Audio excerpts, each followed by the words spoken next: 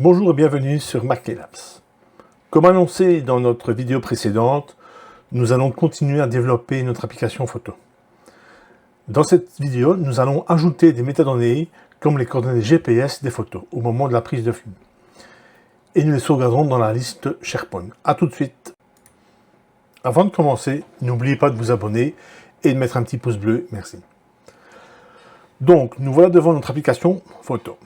Donc, comme nous avons dit, nous allons rajouter des métadonnées. Pour ce faire, retournons d'abord dans la liste SharePoint pour pouvoir ajouter ces colonnes qui vont accueillir ces métadonnées qui sont les coordonnées GPS. Pour ce faire, ajoutons une nouvelle colonne de type number. Nous allons ici ajouter la latitude. Voilà. Ajoutons maintenant la longitude, toujours un nombre. Et en bonus, nous allons ajouter l'altitude. Donc tous les GSM ne l'ont pas, mais au cas où.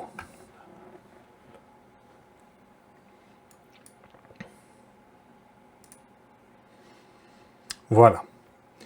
Donc maintenant, revenons dans notre... Vous allez voir pourquoi, parce qu'il fallait d'abord commencer par là. Et maintenant, retournons dans notre application Power Apps. Ce qu'il faut faire maintenant, comme notre application Power Apps est liée à la liste SharePoint, il suffit de prendre à ce moment-là les sources. Les sources, on voit ici, effectivement, c'est la photo. C'est bien la liste SharePoint. Qu'est-ce qu'on fait? On doit faire un refresh. Comme ça, les nouvelles colonnes que nous avons rajoutées seront prises en compte.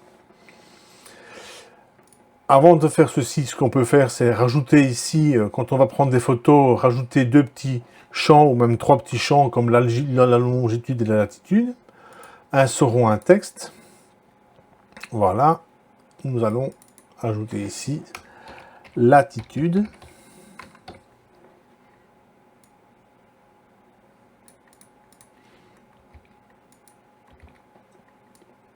Donc voilà ici, ce champ-là sera vide parce que ce sera effectivement le texte en lui-même. On va le renommer ici, on va appeler ça le texte latitude. Voilà. On va mettre 0 comme texte par défaut.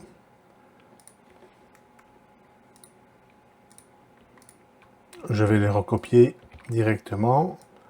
On va mettre ici en dessous la longitude.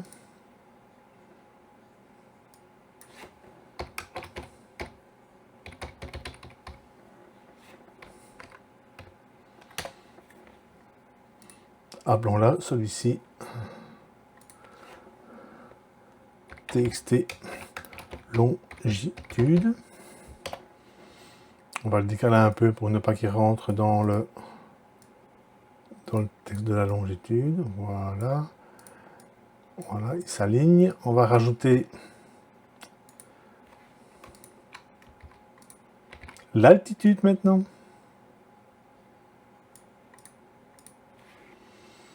Bon, ici on ne verra pas de différence parce que effectivement chez nous, je n'aurai pas l'altitude.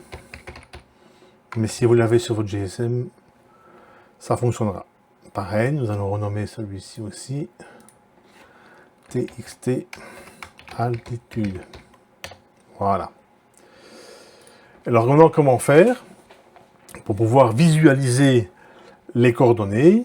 Donc, vous souvenez-vous, quand on a cliqué ici sur la photo, je vais activer ma caméra. Petite astuce, on appuie sur le Alt, automatiquement ça permet d'exécuter directement le contrôle. Voilà, il s'affiche. Donc, revenons ici, dans le On Select de notre bouton pour ajouter la photo. Nous allons au préalable ajouter différentes variables. Cette variable latitude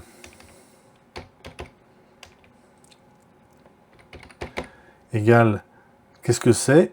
Là, il ne faut pas oublier de mettre value de la location point latitude. Voilà, je fais la parenthèse deux fois.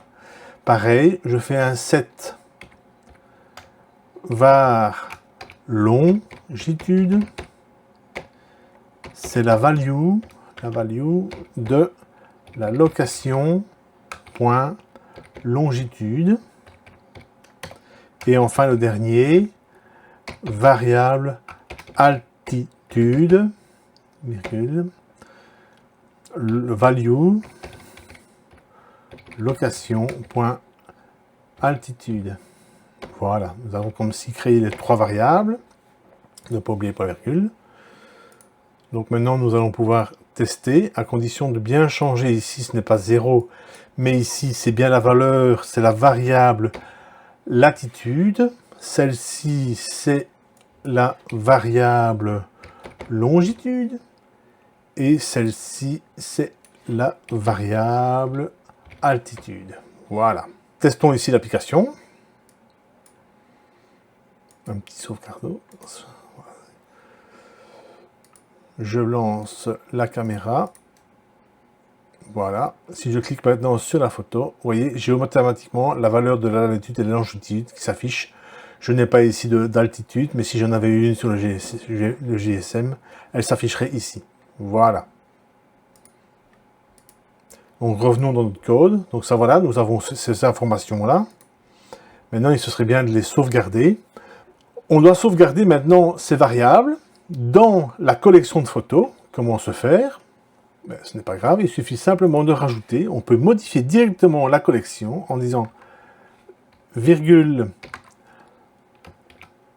latitude, deux points. Qu'est-ce que c'est? Ben, c'est la variable latitude.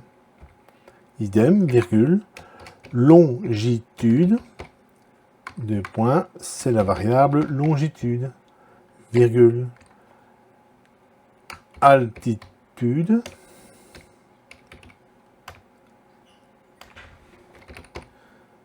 c'est égal à la variable altitude. Voilà. Donc ainsi, nous enregistrons notre collection avec ces trois informations en plus. Petite sauvegarde. Nous retournons là où nous sauvegardons, ici le save. Et donc là, ici, il suffit simplement, dans le onSelect, de rajouter ici les champs qu'on a rajoutés en plus. Donc là, automatiquement, comme nous sommes allés dans la liste, ici, nous avons rajouté, et nous avons fait un refresh, et bien normalement, si je me propose, il doit retrouver la colonne latitude. Vous voyez, latitude, du point, qu'est-ce que c'est? Ben, c'est ici, pareil, c'est notre latitude. C'est le même nom que nous avons donné. Voilà. Virgule longitude, qui est pareil aussi à notre longitude dans la collection de photos, virgule, et l'altitude, qui est aussi égale à notre altitude. Voilà. Pour que ça fasse plus joli et plus lisible, on peut très bien faire ceci. Voilà. Petite astuce, vous pouvez cliquer ici format texte et automatiquement vous formatez.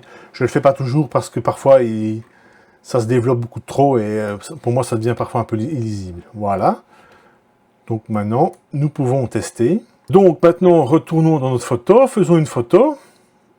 Pareil, voilà. Donc en fait maintenant c'est les mêmes informations, forcément je n'ai pas bougé. Je reviens, je sauve et on va voir si ça va s'enregistrer dans l'album. Voyez, voilà. Ici, je n'avais pas encore introduit les coordonnées, mais automatiquement ici, elles sont sauvegardées.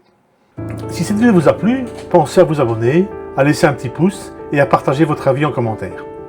Découvrez également nos autres vidéos et à bientôt avec un nouveau contenu.